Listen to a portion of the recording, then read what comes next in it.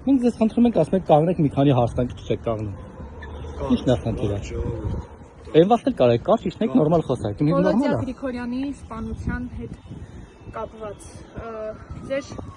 խոշորացված համայնքներից մեկի ղեկավարն էր, նշում են, որ քաղաքական պատվեր է սա եղել եւ որ իշխանությունների կոկորդին է մնացել նրա հաղթանակը։ Քաղաքական պատվեր չի,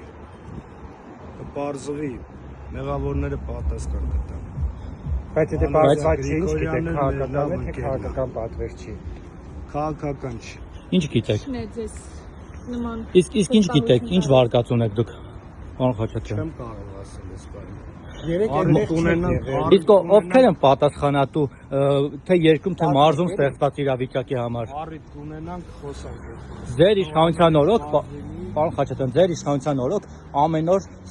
չգիտեմ, ինչ որ կրիմինալ դեպքեր են տեղի ունենում, հանցագործություններ, սպանություններ, թմրամոլությունը վխտում աղակի երկրում։ Սրա պատասխանը ով է տալու։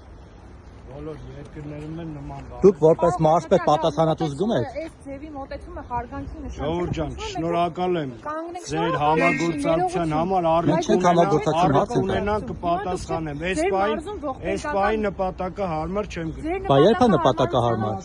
Դուք պատասխանատու զգում եք ձեզ մարզում տիրող իրավիճակի համար։ Ինչու։ հրաժարական ինչու չեք տալիս։